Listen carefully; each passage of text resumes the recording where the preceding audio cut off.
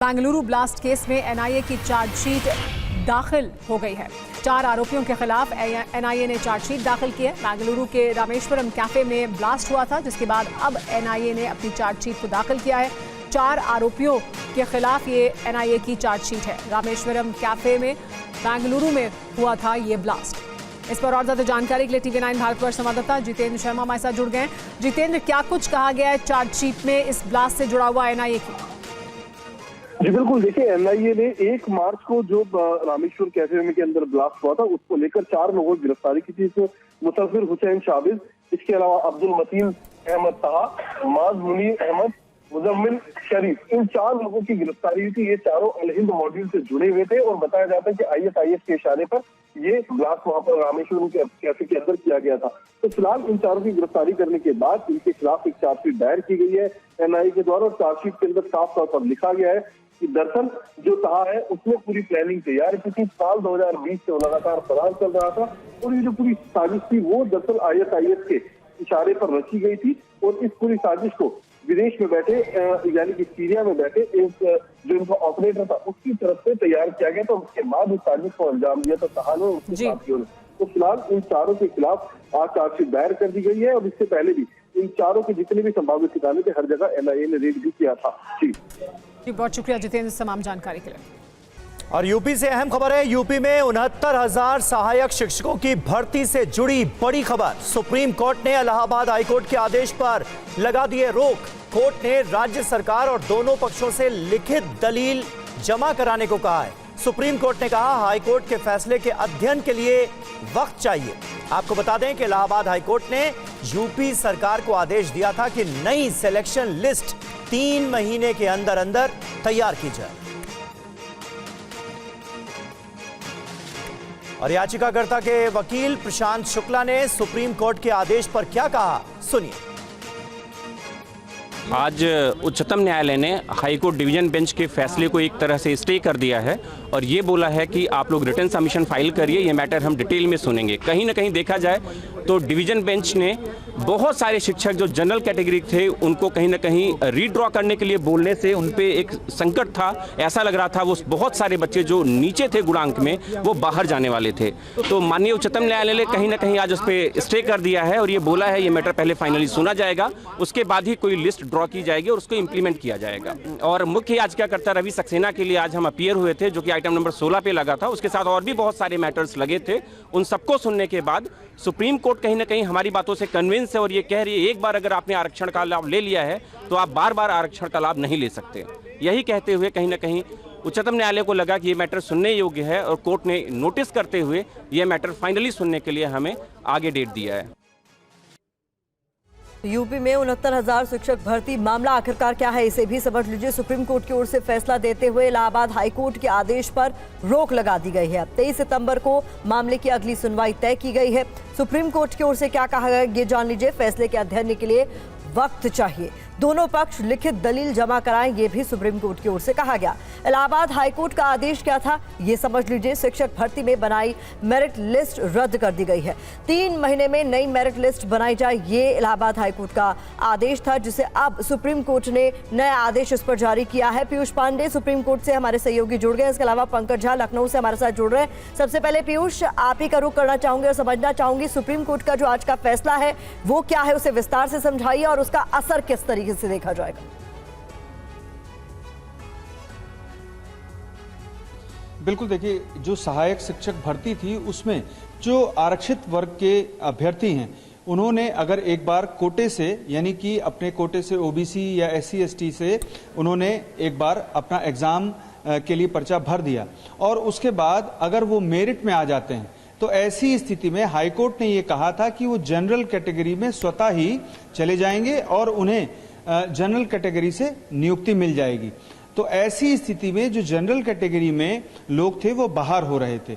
तो इसके बाद सुप्रीम कोर्ट में यहां पर चुनौती दी गई और सुप्रीम कोर्ट ने आज इस मामले में हाई कोर्ट के फैसले को निलंबित कर दिया तब तक के लिए जब तक इस मामले पर विस्तार से सुनवाई नहीं हो जाती। और सुप्रीम कोर्ट ने सभी पक्षकारों से, यानी कि उत्तर प्रदेश सरकार समेत जितने भी पक्षकार यहां पहुंचे थे जिन्होंने हाई कोर्ट के फैसले को चुनौती दी थी, उन सभी को इस मामले में लिखित दलीलें पेश करने का निर्देश दिया। और अब इस मामले पर अगली सुनवाई 23 अगस्त को होगी। चूंकि ये हॉरिजेंटल और वर्टिकल तरीके से आरक्षण लेने का मसला है, यानी कि एक बार आप अगर आरक्षण ले चुके हैं और उसके बाद उसे विड्रॉ करके स्वतः ही जनरल कैटेगरी में चले जाते हैं, तो ये जो क्लिष्ट स्थिति है उस स्थिति को क्लियर करने के लिए सुप्रीम कोर्ट अब विस्तार से सुनवाई करेगा, ताकि जनरल कैटेगरी के अभ्यर्थियों को किसी भी तरह की परेशानी ना हो, जबकि जो आरक्षित वर्ग है उसको भी किसी तरह से नुकसान ना हो। तो कुल मिलाकर के ये मामला अब सुप्रीम कोर्ट 23 अगस्त को सुनेगा और देखना यह होगा कि विस्तार से सुनवाई में उत्तर प्रदेश सरकार की ओर से क्या पक्ष रखा जाता है। जी, उत्तर प्रदेश सरकार की तरफ से क्या पक्ष रखा जाएगा अगली सुनवाई में, वो देखना दिलचस्प होगा। हमारे साथ पंकज झा जुड़े हुए हैं। पंकज, देखिए ये एक बड़ा राजनीतिक मुद्दा है, जाहिर सी बात है नौकरियों से संबंधित मुद्दा है, लेकिन रिजर्वेशन से संबंधित मुद्दा है, राजनीतिक मुद्दा है। ये मुद्दा जब सामने आया था तो बहुत हमले हुए थे राज्य सरकार पर, राज्य सरकार की तरफ से तमाम तरह की सफाई दी गई थी। अब कोर्ट में भी वो ये दलीलें रखेंगे, यानी इस मुद्दे के इर्द गिर्द क्या राजनीति अभी और ज्यादा मुखर होगी? जी हाँ, ये बिल्कुल तय है। और सुमेरा, याद करिए कि लोकसभा चुनाव में जब बीजेपी का प्रदर्शन खराब रहा था, तब बीजेपी के अंदर से ही बीजेपी के नेता, चाहे वो डिप्टी सीएम केशव प्रसाद मौर्य हों या फिर बीजेपी के सहयोगी दलों के नेता जैसे अनुप्रिया पटेल हों, ओम प्रकाश राजभर और संजय निषाद, ये सब लोगों ने इलाहाबाद हाई कोर्ट के डबल जजों के जो बेंच का फैसला था उसका स्वागत किया था और कहा था कि जल्द से जल्द मेरिट लिस्ट जो है वो तैयार की जाए। यानी वो लोग इन रिजर्व कैटेगरी के अभ्यर्थियों के साथ खड़े नजर आ रहे थे। अखिलेश यादव और राहुल गांधी और प्रियंका गांधी सब इस बात की वकालत कर रहे थे, क्योंकि उनको लगता था इसमें सियासी फायदा हो रहा है। और इस बात की आशंका जताई जा रही थी कि जनरल कैटेगरी के जो टीचर नौकरी कर रहे हैं ऑलरेडी 4 साल से, वो सुप्रीम कोर्ट जाएंगे, उन्हें राहत मिल जाएगी, जैसा आज हुआ भी है। तो इसीलिए पूरा राजनीतिक एक तरीके से हो गया है। और चूंकि विधानसभा की 10 सीटों पर उपचुनाव होने हैं और उस वक्त में पिछड़े और एससी समुदाय के लोगों में जो नाराजगी है उसका कहीं ना कहीं बताया जा रहा है कि उसका नुकसान सरकार की तरफ से यानी बीजेपी को हो सकता है, ऐसी आशंका जताई जा रही है। जी, बहुत शुक्रिया पंकज इस तमाम जानकारी के लिए। और खबरों में आगे बढ़ते हैं। हरियाणा में आम आदमी पार्टी और कांग्रेस में गठबंधन नहीं होने जा रहा है। हरियाणा के लिए आम आदमी पार्टी की पहली लिस्ट आ गई है। आम आदमी पार्टी ने 20 प्रत्याशियों के नाम भी जारी कर दिए हैं। कलायत से अनुराग ढांडा, महम से विकास नेहरा, पुंडरी से नरेंद्र शर्मा, भिवानी से इंदु शर्मा को बनाया गया उम्मीदवार। और इसी के साथ साथ आम आदमी पार्टी ने अपने पहले 20 प्रत्याशियों के नाम वाली लिस्ट कर दी है जारी।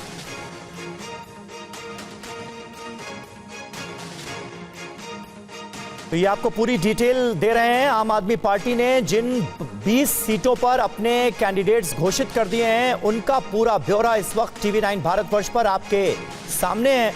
और खास बात यह है कि कांग्रेस ने जो 41 सीटें घोषित की थीं उनमें से भी कुछ सीटें ऐसी हैं जहां पर आम आदमी पार्टी ने अब अपने कैंडिडेट्स उतार दिए हैं। तो कुल मिलाकर अब इस लिस्ट को देखने के बाद और पार्टियों के रुख को देखने के बाद ऐसा लग रहा है कि आम आदमी पार्टी और कांग्रेस के बीच गठबंधन नहीं होने जा रहा है हरियाणा में। आम आदमी पार्टी की ये लिस्ट इस बात का प्रमाण है कि अब हरियाणा में कांग्रेस से गठबंधन नहीं होगा। पहली सूची में आम आदमी पार्टी ने 20 उम्मीदवारों का ऐलान किया है। कलायत से अनुराग ढांडा, महम से विकास नेहरा, पुंडीर से नरेंद्र शर्मा, भिवानी से इंदु शर्मा को टिकट दिया गया है। रोहतक से विजेंद्र हुड्डा, महेंद्रगढ़ से मनीष यादव, बादशाहपुर से बीर सिंह तो नारनौल से रविंद्र मटरू आम आदमी पार्टी के उम्मीदवार होंगे। उचाना कला से पवन फौजी, रानिया से हैप्पी रानिया, बहादुरगढ़ से कुलदीप चिकारा तो बादली से रणबीर गुलिया को टिकट मिला है। बल्लभगढ़ से रविंद्र फौजदार और सोहना से धर्मेंद्र खटाना पर भरोसा जताया गया है। इससे पहले कांग्रेस अब तक 41 उम्मीदवारों के नाम घोषित कर चुकी है। आम आदमी पार्टी की पहली सूची में 11 सीट ऐसी हैं जिन पर कांग्रेस के उम्मीदवार घोषित हो चुके हैं। ऐसे में साफ है कि कांग्रेस और आम आदमी पार्टी का गठबंधन आखिरकार नहीं हो पाया। हरियाणा में कांग्रेस और आम आदमी पार्टी अब अलग अलग चुनाव लड़ रहे हैं। इससे पहले लोकसभा चुनाव में दोनों दलों ने एक साथ चुनाव लड़ा था।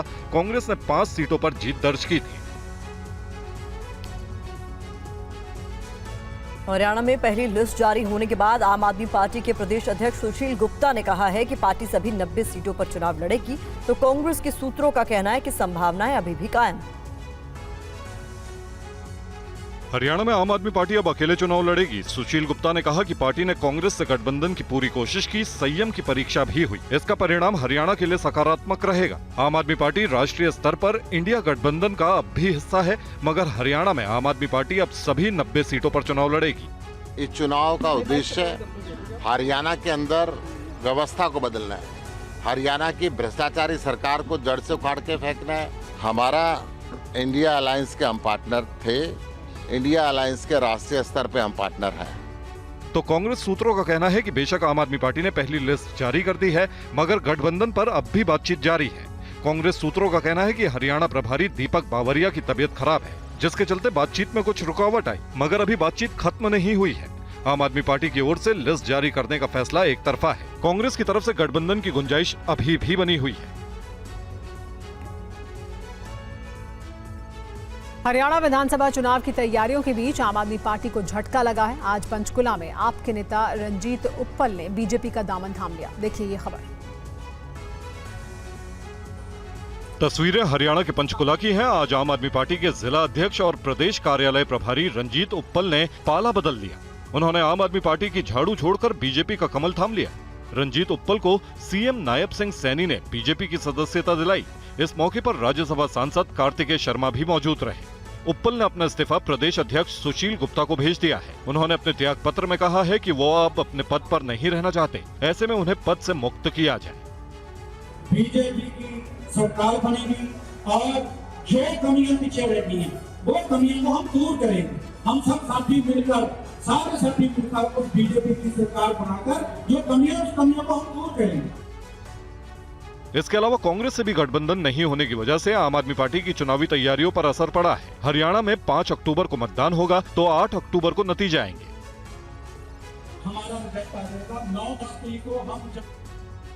और अहम खबर है, कानपुर में रेल के खिलाफ साजिश पर देश की एजेंसियां आतंकी एंगल से भी जांच कर रही हैं। आईबी, यूपी, एटीएस के साथ साथ एनआईए ने भी अब इस मामले की तफ्तीश शुरू कर दी है। पाकिस्तानी खुफिया एजेंसी आईएसआई के इशारे पर आईएसआईएस की साजिश का शक है। हाल में ही पाकिस्तानी आतंकी ने ऑडियो के जरिए देश में मौजूद स्लीपर सेल को ट्रेनों के खिलाफ साजिश रचने का आदेश दिया था। तो अब यह जानकारी मिल रही है कि तमाम जो एजेंसियां हैं वो बड़े पैमाने पर इस साजिश की जांच कर रही हैं और कई चौंकाने वाली जानकारियां सामने आई हैं। पता यह चला है कि पाकिस्तानी खुफिया एजेंसी आईएसआई के इशारे पर आईएसआईएस ये साजिश रच सकता है।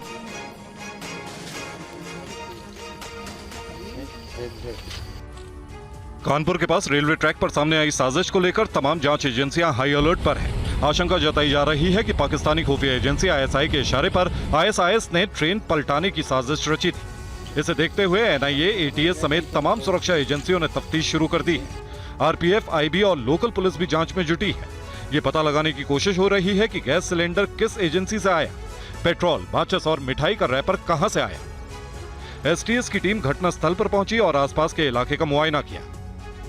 ट्रेन की डिरेलमेंट की मतलब प्रयास किया गया है और उसका निरीक्षण हम लोगों ने किया है। हमारी टीम इस पर काम कर रही है। सभी पहलू पे को हम लोग देख रहे हैं और जो भी जैसे नतीजे होंगे हम आपको आगे बताएंगे।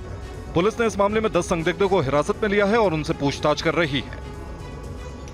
पिछले कुछ समय में देश में आए दिन हो रहे ट्रेन हादसों ने सरकार और प्रशासन की नींद उड़ा दी है और बीती रात कानपुर में अब तक की सबसे बड़ी साजिश सामने आई, जब Kalindi express train railway track पर रखे सिलेंडर से टकरा गई। गनीमत रही कि सिलेंडर फटा नहीं और वो ट्रेन से टकराकर झाड़ियों में जा गिरा। बड़ी खबर आपको बता दें, जबलपुर में बड़ा रेल हादसा टला है। रेलवे ट्रैक पर ट्रैक्टर आ जाने से हड़कंप मच गया। लोको पायलट की सूझबूझ से यह हादसा टल गया।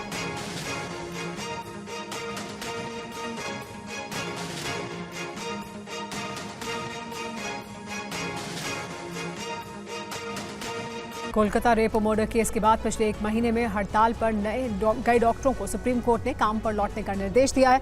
डॉक्टरों को कल शाम 5 बजे तक का समय दिया गया है। सुप्रीम कोर्ट ने साफ साफ कह दिया कि ड्यूटी की कीमत पर विरोध नहीं हो सकता, लिहाजा कोलकाता में हड़ताल पर बैठे डॉक्टर काम पर लौटे। सुप्रीम कोर्ट ने कहा कि मंगलवार शाम 5 बजे तक काम पर लौटे हड़ताली डॉक्टर ड्यूटी पर नहीं लौटे तो राज्य सरकार को कार्रवाई करने से नहीं रोका जा सकता। काम पर लौटने वाले डॉक्टरों पर नहीं होगी कार्रवाई। डॉक्टरों का पेशा मरीजों की सेवा करना है। कोलकाता रेप मर्डर केस की सुनवाई के दौरान पश्चिम बंगाल सरकार के वकील ने अदालत को बताया था कि डॉक्टरों की हड़ताल की वजह से अब तक 23 लोगों की जान जा चुकी है। सुप्रीम कोर्ट ने आज राज्य के गृह सचिव को कोलकाता के आरजी कर अस्पताल में तैनात सीआईएसएफ जवानों के लिए घर मुहैया कराने का भी आदेश दिया। आज अदालत ने कोलकाता रेप मर्डर केस को लेकर सुनवाई की और सीबीआई को जांच की स्टेटस रिपोर्ट दाखिल करने को कहा। सुप्रीम कोर्ट में पश्चिम बंगाल सरकार और सीबीआई ने अपनी अपनी स्टेटस रिपोर्ट सौंपी। अदालत ने इस केस से जुड़े कई अहम सवाल किए। अदालत को राज्य सरकार ने एफएसएल रिपोर्ट की भी जानकारी दी। अब इस केस की अगली सुनवाई 17 सितंबर को होगी। और कोलकाता में मृतका के परिजनों ने पुलिस पर पैसा देने की कोशिश करने का आरोप लगाया था। ममता बनर्जी ने आज इन आरोपों को बेबुनियाद बताया और परिजनों से सबूत मांग लिया। पश्चिम बंगाल की सीएम ममता बनर्जी ने मृतक के माता पिता को पैसे देकर चुप कराने के आरोपों को बेबुनियाद बताया और कहा कि कुछ लोग कोलकाता की बेटी को न्याय नहीं दिलाना चाहते हैं। ममता ने कहा कि उन्हें कब क्या बोलना है वो जानती है। আমি বাবা মাকে যেটা বলেছিলাম অন রেকর্ড, যেটা আমি বাইরেও বলেছিলাম যে দেখুন মৃত্যুর বিকল্প টাকা হয় না। আপনারা খুবই মর্মাহত, আমরাও মর্মাহত, কিন্তু যদি কোনোদিন মনে করেন আপনার মেয়ে স্মারক মানে মেমারির জন্য কোনো ভালো কাজ করবেন আমাকে বলবেন, আমাদের গভর্নমেন্ট আপনার পাশে আছে। Nothing else. আমি জানি কোনটা কখন বলতে হয় এবং একই কথা আমি কিন্তু অফিসিয়ালি প্রেসকেও বলেছিলাম। তা সত্ত্বেও যারা কুৎসা করে বেড়াচ্ছেন, আই এম সরি, তারা কি চায়? বিচার চায় না বিচারের নামে কেসটাকে ঝুলিয়ে দিতে চায়? কি চায়? 17 सितंबर से बीजेपी करेगी सेवा पखवाड़ा की शुरुआत। पीएम मोदी के जन्मदिन से गांधी जयंती तक ये सेवा पखवाड़ा चलेगा। बीजेपी मुख्यालय में पेरिस पैरालंपिक के सभी प्रतिभागियों का अभिनंदन भी होगा। पीएम मोदी के जन्मदिन पर देश भर में रक्तदान शिविर के आयोजन को लेकर भी जानकारी मिल रही है। स्कूल और अस्पतालों में स्वच्छता अभियान भी चलाया जाएगा बीजेपी की ओर से। बुजुर्ग महिलाओं के लिए मुफ्त स्वास्थ्य शिविर भी लगाया जाएगा। साथ ही एक पेड़ मां के नाम अभियान के तहत वृक्षारोपण भी किया जाएगा। आनंद प्रकाश पांडे हमारे सहयोगी ज्यादा जानकारी के साथ जुड़ रहे हैं। बीजेपी जिस सेवा पखवाड़ा की शुरुआत करने जा रही है उसको लेकर और कुछ जानकारी भी हम चाहेंगे आपसे। आनंद। बिल्कुल, प्रधानमंत्री नरेंद्र मोदी का जन्मदिन 17 सितंबर को है। तब से लेके एक पखवाड़े तक यानी कि 15 दिन तक बीजेपी पूरे देश भर में सेवा पखवाड़ा मनाएगी और ये जो पखवाड़ा है ये 2 अक्टूबर तक चलेगा, यानी कि महात्मा गांधी के जन्मदिन तक यह पखवाड़ा चलेगा। इस दौरान इन 15 दिनों के दौरान बीजेपी के तमाम जो कार्यकर्ता है वो अलग अलग देश के राज्यों में अलग अलग हिस्सों में तमाम जो समाज सेवा के काम है उसमें जुटेंगे। इसके साथ साथ जो पेरिस पैरा ओलंपिक जो खेल हुए हैं जिसमें हमारे तमाम जो खिलाड़ी थे उन्होंने भारत का नाम रोशन किया, तमाम हम लोगों ने गोल्ड मेडल जीते और तमाम अन्य मेडल जीते, तो उनका भी बीजेपी के जो प्रदेश के जो कार्यालय है वहाँ पर उनका अभिनंदन किया जाएगा, उनका स्वागत किया जाएगा। इसके अलावा तमाम जो समाज के अलग अलग लोग हैं जैसे कि दिव्यांग है या फिर जिनको जरूरत है उनको सहायता के उपकरण दिए जाएंगे, उनको ट्राईसाइकिल्स दिए जाएंगे। और साथ ही साथ जो बीजेपी का जो एक पेड़ मां के नाम जो अभियान चला जिसकी शुरुआत प्रधानमंत्री नरेंद्र मोदी ने किया, इस दौरान ये पेड़ भी लगाए जाएंगे। एक पेड़ मां के नाम इसको भी और आगे बढ़ाया जाएगा। और साथ ही साथ स्वच्छता कार्यक्रम तमाम जो स्कूल कॉलेज अस्पताल है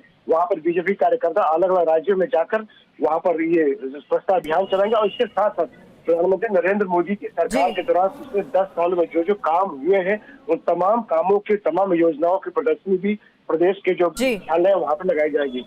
बहुत शुक्रिया इस तमाम जानकारी के लिए आनंद। जाकिर नायक के वक्फ बिल पर दिए बयान पर बीजेपी ने तल्ख टिप्पणी की है। बीजेपी प्रवक्ता गौरव भाटिया ने कहा कि जाकिर नायक जल्द सलाखों के पीछे होगा।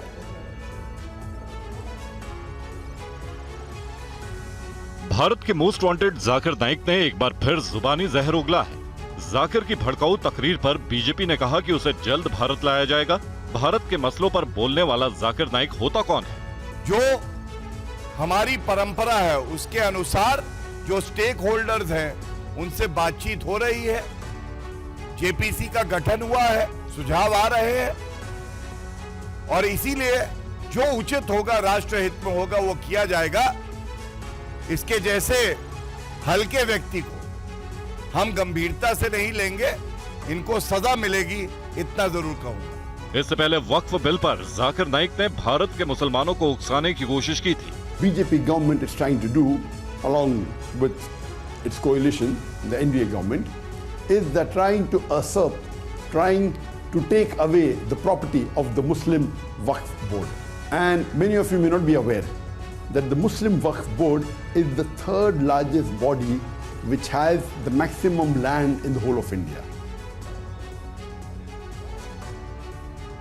और जाकिर नाइक के इस बयान पर TV9 संवाददाता ने दिल्ली के कुछ इलाकों में आम लोगों से भी बात की। उनकी क्या राय है, क्या प्रतिक्रिया है, सुनिए।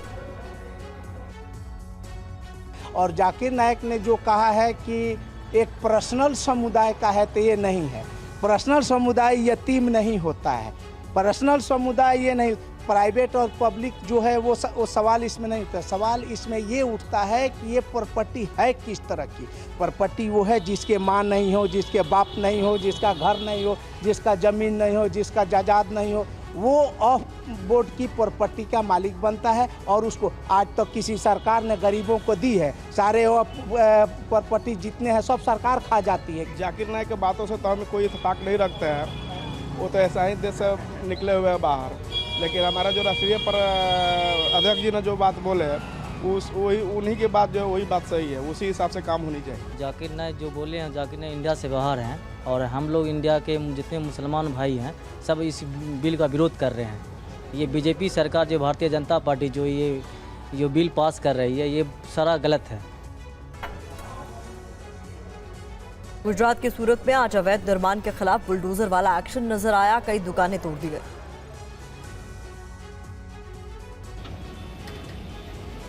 ये सूरत का सैयदपुरा इलाका है, जहां अवैध निर्माण के खिलाफ जमकर बुलडोजर गरजा।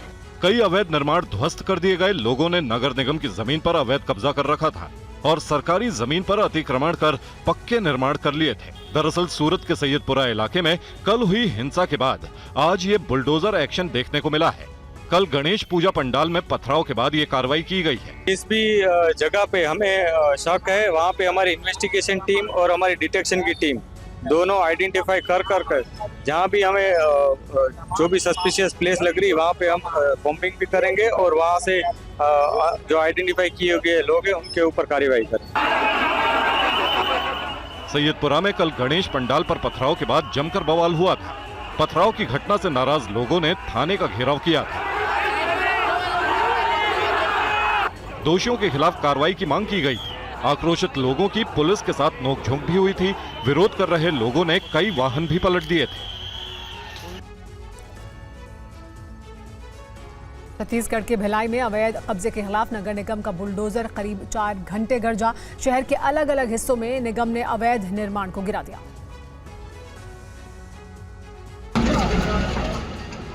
मामला छत्तीसगढ़ के भिलाई का है। यहाँ सुपेला के पास मस्जिद सैलानी बाबा दरबार के आसपास अवैध कब्जा था। 3 दिन पहले ही भिलाई नगर निगम ने सभी को नोटिस जारी किया था। नोटिस का समय खत्म होने पर सीधे बुलडोजर एक्शन हुआ। इस जगह को करबला मैदान के नाम से भी जाना जाता है। दरअसल भिलाई नगर निगम ने GE रोड परकर बलार कमेटी के मजार के आसपास अतिक्रमण पर बुलडोजर चलाया है। भिलाई नगर निगम के अपर आयुक्त अशोक द्विवेदी के मुताबिक कमेटी की तरफ से धार्मिक नाम पर व्यावसायिक अतिक्रमण की शिकायत मिली थी। इसके लिए उन्हें नोटिस भी जारी किया गया था, लेकिन नोटिस पर कोई जवाब नहीं देने पर मजार के आसपास बुलडोजर एक्शन लिया गया।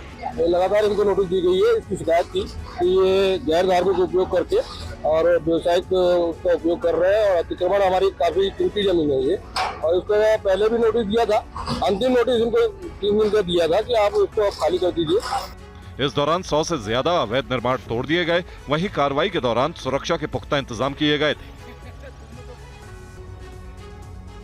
बिहार के सहरसा में कोसी नदी का कटाव काफी विकराल रूप ले चुका है।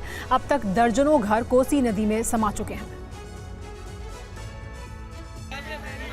सहरसा जिले के नौहटा प्रखंड के हाटी पंचायत में राजकीय बुनियादी विद्यालय का कुछ हिस्सा नदी में समा गया।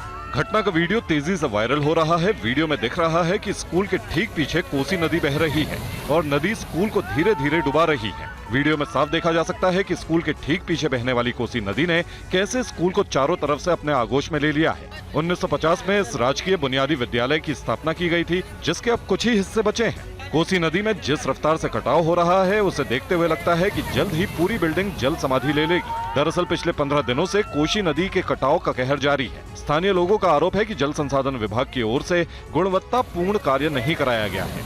इसके कारण स्कूल कटकर नदी में समा गई।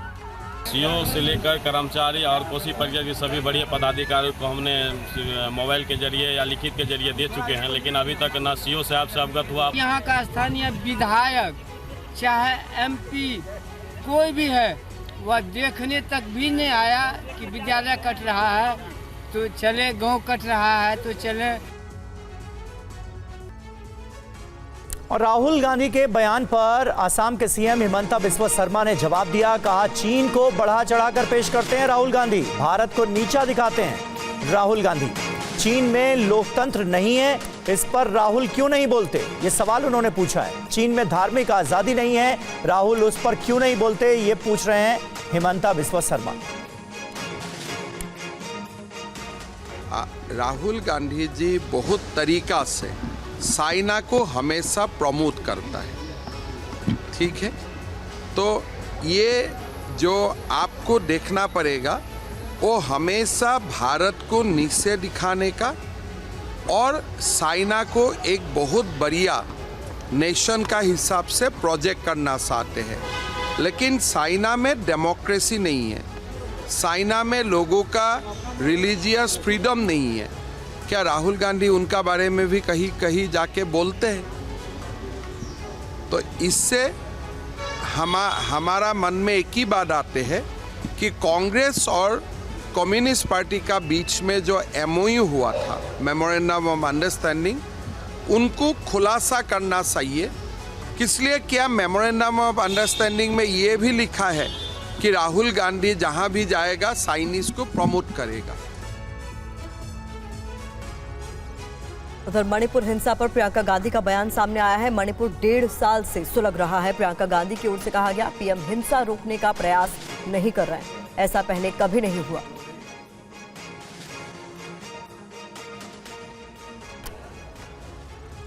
मणिपुर में जारी हिंसा के खिलाफ आज छात्रों ने इम्फाल में राजभवन का घेराव किया। इस दौरान पत्थरबाजी हुई और पुलिस ने आंसू गैस के गोले छोड़े। मणिपुर की राजधानी इम्फाल में कोहराम मचा है। राजभवन के आसपास सैकड़ों लोगों की भीड़ है। छात्रों को रोकने के लिए पुलिस आंसू गैस के गोले छोड़ रही है। सड़कों पर कोहराम मचा है। राजधानी इम्फाल में सुरक्षाकर्मी प्रदर्शनकारियों को राजभवन से दूर रखने की हिदायत दे रहे हैं। ये छात्र राज्यपाल से सूबे के डीजीपी और सुरक्षा सलाहकार को हटाने की मांग कर रहे हैं। इम्फाल में आज छात्रों ने राजभवन का घेराव किया और पत्थरबाजी की, जिन्हें रोकने की भरसक कोशिश की गई। मणिपुर में पिछले 9 दिनों से अलग अलग इलाकों में हिंसा हो रही है। कुकी और मैतेई समुदाय के लोग आमने सामने हैं। अब हिंसा में शामिल समूह रॉकेट और ड्रोन का भी इस्तेमाल कर रहे हैं। अब तक हुई हिंसा में 9 लोगों की जान जा चुकी है। आज सुरक्षा कर्मियों और उग्रवादियों के साथ हुई मुठभेड़ में 5 लोग मारे गए हैं। राज्य सरकार का आरोप है कि हाईटेक हथियारों का इस्तेमाल कुकी समूह के लोग कर रहे हैं। मणिपुर में जारी हिंसा पर कांग्रेस नेता प्रियंका गांधी ने सोशल मीडिया के जरिए केंद्र सरकार पर हमला किया और लिखा कि मणिपुर लगभग 1.5 साल से जल रहा है। रोज हिंसा, हत्याएं और दंगे हो रहे हैं, लेकिन इन्हें रोकने का कोई प्रयास नहीं किया जा रहा है।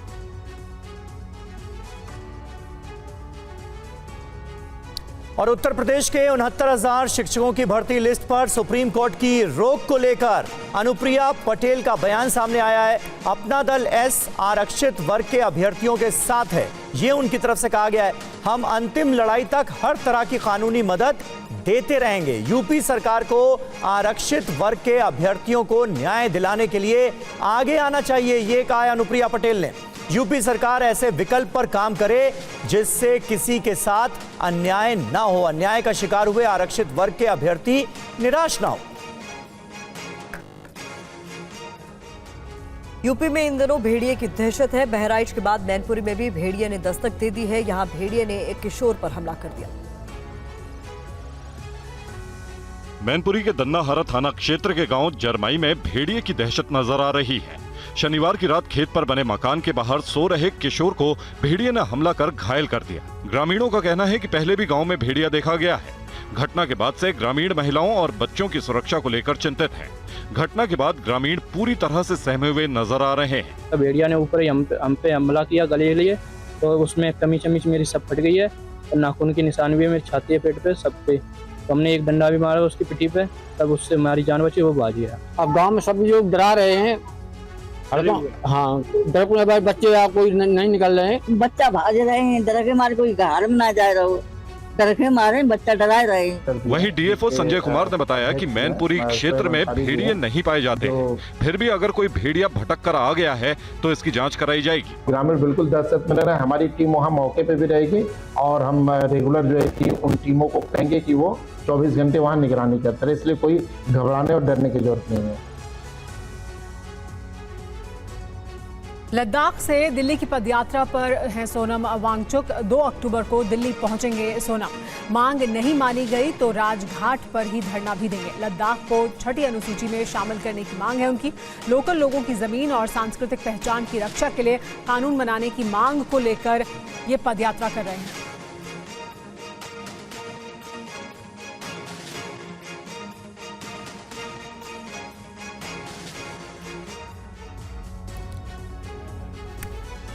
और आगे बढ़ते हैं। राजस्थान के महाजन फील्ड फायरिंग रेंज में भारत अमेरिका का संयुक्त युद्ध अभ्यास शुरू हो गया है। इसमें भारत अमेरिका के 1200 सैनिक हिस्सा ले रहे हैं। इस अभ्यास की तस्वीरें आपको दिखा रहे हैं। भारतीय सैन्य टुकड़ी का प्रतिनिधित्व राजपूत रेजिमेंट कर रही है। संयुक्त युद्धाभ्यास 22 सितंबर तक चलेगा।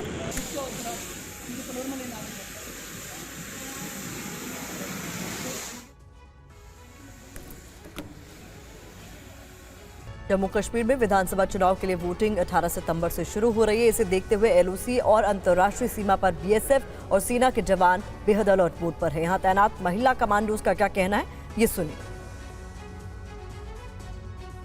मैम, क्या कुछ चैलेंजेस है यहाँ पे आपके सामने, क्या कुछ चुनौतियाँ रहती है खासतौर पे जब आप पेट्रोलिंग करते हैं? पेट्रोलिंग करते समय हमें काफ़ी चुनौतियों का सामना करना पड़ता है, जैसे तस्करी हो गई, घुसपैठ हो गई, ड्रोन हो गया। इन चुनौतियों का सामना करना पड़ता है हमें। अलर्टनेस बेहद ज़्यादा रहती है। बिल्कुल। तो ये देखिए, महिला कमांडो बता रही है कि किस तरीके से ये जवान जो है वो अलर्ट रहते हैं। कुछ और महिला कमांडोज हैं, उनसे हम बात करने की कोशिश करेंगे। मैम, क्या कुछ कहना चाहेंगे, देशवासियों को क्या कुछ संदेश देना चाहेंगे? सर, मुझे अपने भारतीय होने पर गर्व है और अपने देशवासियों को ये कहना चाहती हूँ कि आप फर्स्ट लाइन ऑफ डिफेंस पर हैं।